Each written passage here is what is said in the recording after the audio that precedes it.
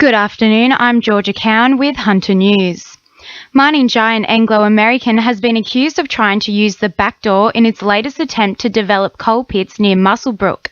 In the latest proposal, the proposed pits would be situated near two of the country's most successful thoroughbred stud farms, Coolmore and Dudley Stud, with a significant buffer for the stud farms.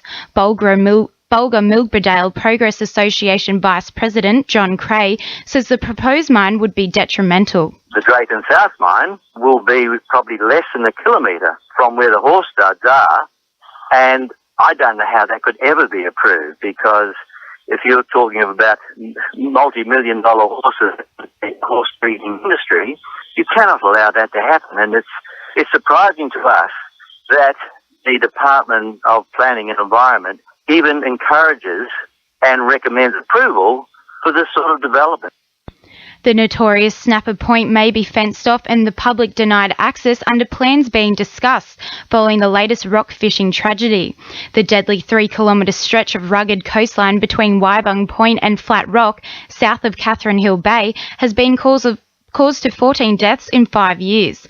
Swansea MP Gary Edwards says the public shouldn't be punished for a small minority. I would not be in favour of fencing it off. I mean, this is a matter of educating a very small percentage of the population to do the right thing by themselves, and also do the right thing by the volunteer and people like such as Surf Life Saving, Marine Rescue, the police, Westpac Rescue Helicopter. Do the right thing by these people.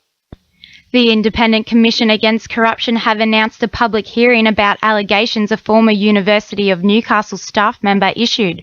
Brett Roberts allegedly sent false invoices to the University of Newcastle, Macquarie University and the University of Sydney while in the position of Information Technology Manager at the institutions.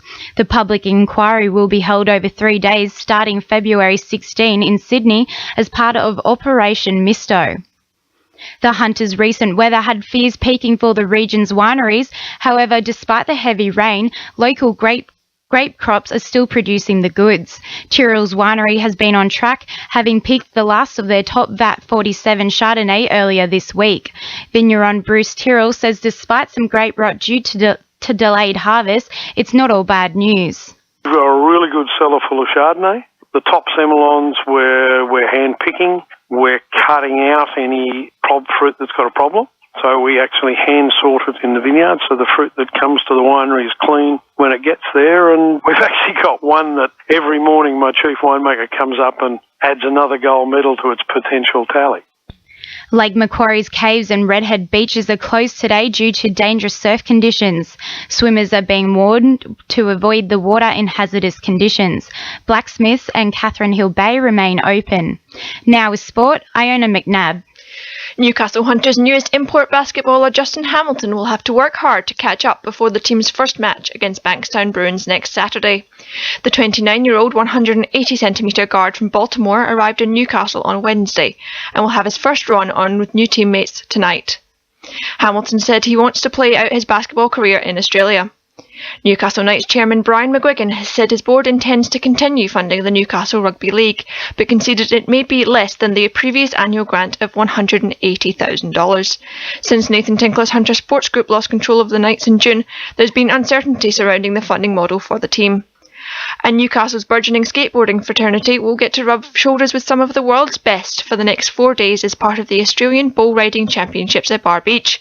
The event is now in its 4th year and will kickstart a huge month of skateboarding in New South Wales. That's sport. I'm Iona McNabb. 2NURFM News Time is 12:10.